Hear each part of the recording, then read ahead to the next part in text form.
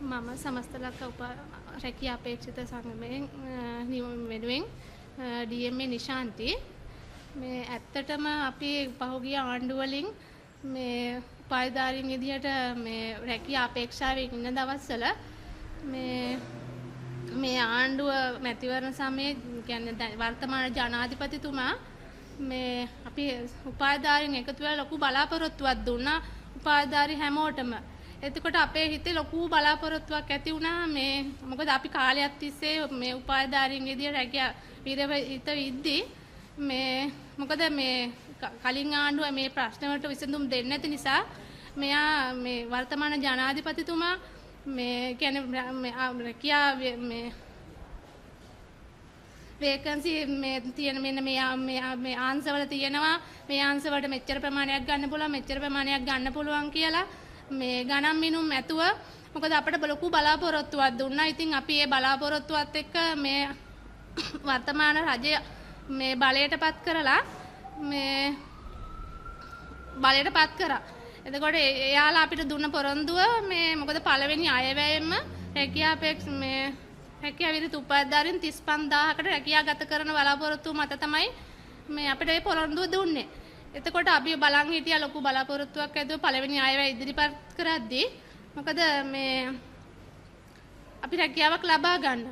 මේ එතකොට එයාලා මේ අයවැය ලේඛනයට ඉදිරිපත් කරලා තිබ්බේ මේ 35000 30000ක් විදියට තමයි. ඒකේ දාලා තිබ්බ රැකියා විරහිත උපාධිධාරීන් හා තරුණ කොටස් කියලා.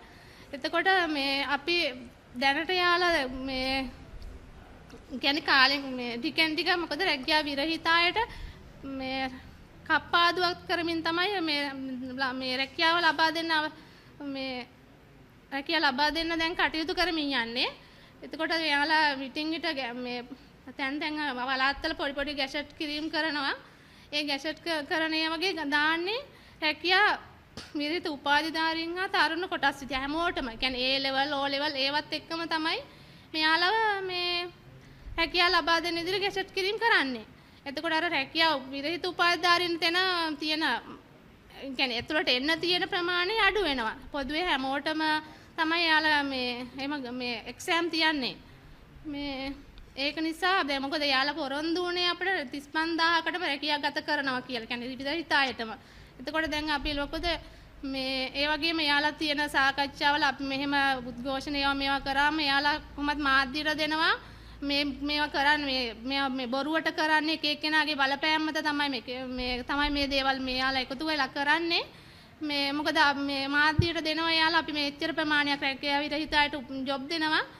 මේ ඒ තියෙද්දි තමයි මෙයාලා මේ විදිහට කරන්නේ කියලා. මේ ඉතින් මොකද ඒ වුණාට රැකියාව ගන්න ගියාම මේ අපිට මොකද රැකියාව විරහිත උපාධිධාරී ලොකු කප්පාදුවක් වෙන්නේ. මොකද ඊයේ 21 වෙනිදා මේ ඌව පළාතේ මේ ගුරු මේ පුරපාඩුවට මේ බඳව ගැනීමක් කරා 200 ගානක. මොකද ඒ වුණත් දුන්නේ රැකියාව විරහිත උපාධිධාරී පමණක් නෙමෙයි. يعني පහුගිය ආණ්ඩුවෙන් ගැෂට් කරපු එකක් ඉන්ටර්වයුව ගිය කොටසකට තමයි දුන්නේ. ඒ ඇතුලේ ඉන්නව රැකියාව විරහිත අය පමණක් නෙමෙයි.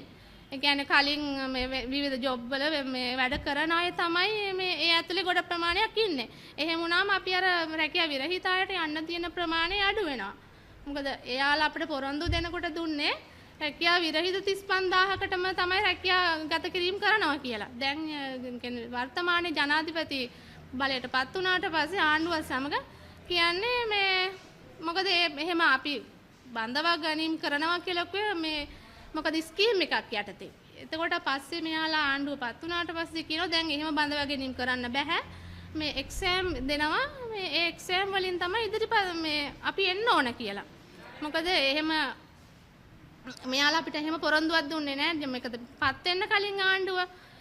දැන් එයාලා කරන්නේ මොකද සමාජ මාධ්‍ය හරහා වුණත් අපි ලොකු වැරදිකාරයන් විදියට තමයි මේ සමාජයට එයාලා පෙන්නලා දෙන්නේ. මොකද මේ එක අපිට පුදුම වේදනාවක් දැනෙන්නේ මේ සමාජ මාධ්‍යවල මේ ජනතාව දක්වන අදහස් දැක්කා. මොකද අපි පින් පඩි ගන්න තමයි මේ වගේ දේවල් කරන්නේ.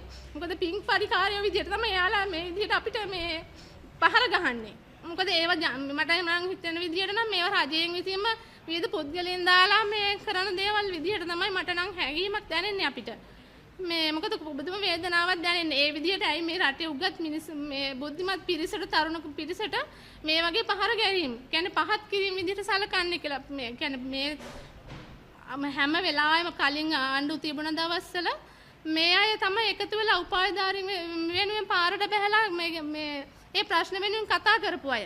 ඒ කතා කරපු අය අද කතා කරනවා මේ අර විදිහට තමයි සමාජය අපි දිහා බලන්න යාලා මේවා කරලා තියෙන්නේ. තාකින විදිහට අපි නිකන් පින්පඩි ගන්න තමයි මේ රැකියාවක් ඉල්ලන්නේ කියලා. ඉතින් අපි ඉල්ලන්නේ අපිට පින්පඩියකට අවශ්‍ය නැහැ. මොකද අපි උගත් දෙයින් අපිට ප්‍රයෝජනයක් ගන්න රටට සේවයක් කරන්න තමයි අපි බලාපොරොත්තු වෙන්නේ. මොකද ජනාධිපතිතුමා පත් වෙනකොට මේ අපිට පොරොන්දු වුණා. අපිට දෙනවා කියලා. අන්නේ පොරොන්දුව තමයි අපි ඉල්ලන්නේ.